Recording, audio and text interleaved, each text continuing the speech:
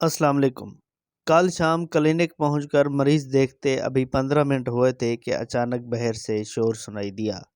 میں نے اپنے اسسٹنٹ سے وجہ پوچھی تو اس نے بتایا کہ کچھ لوگ ایک بوڑھی اماں کو بے ہوشی کی حالت میں لے کر آئے ہیں۔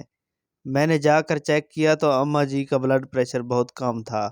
ساتھ آئے لوگوں سے پوچھنے پر پتہ چلا کہ اماں جی آٹا لینے کے لیے صبح سے لائن میں کھڑی تھیں اور اچانک بے ہوش ہو کر گر گئیں۔ ضروری علاج کرنے پر کچھ دیر بعد اماں جی ہوش میں آ گئی۔ ہوش میں آتے ہی گھبرا کر اپنے پیسوں کا پوچھنے لگیں۔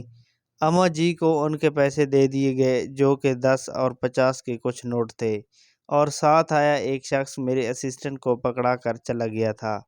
پیسے دیکھ کر اماں جی کچھ پرسکون ہو گئیں۔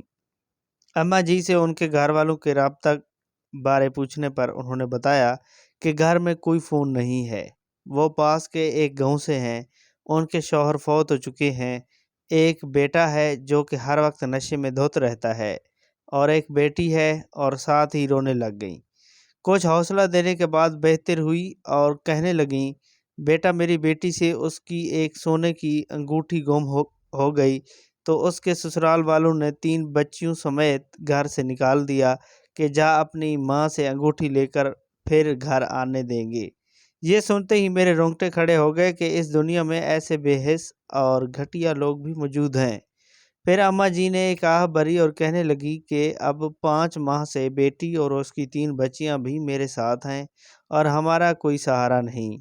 اب گھر میں کچھ کھانے کو نہیں۔ جس کسی کے آگے بھی مدد کے لیے ہاتھ پھیلایا اس نے یہی کہا کہ رمضان آ رہا ہے تب آنا۔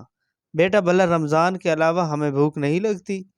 آج میں صبح نماز کے بعد آٹا لینے کے لیے آ گئی۔ پیسے کم ہونے کی وجہ سے آٹا بھی نہ ملا۔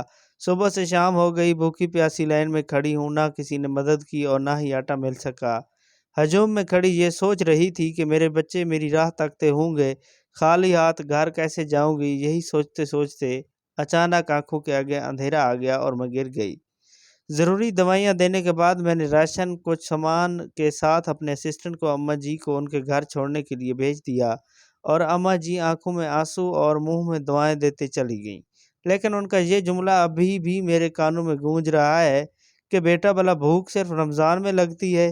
رمضان المبارک میں ضرورت مندوں کی مدد ضرور کریں، لیکن خدارا رمضان کے علاوہ بھی اپنے ارد گرد کے ضرورت مندوں کا خیال رکھیں۔ نیکی کا کوئی وقت نہیں ہوتا، کیا پتہ کسی بھی وقت کی گئی کوئی چھوٹی سی نیکی کا پوری زندگی کی نیکیوں سے زیادہ افضل ہو جائے۔ Thanks for watching.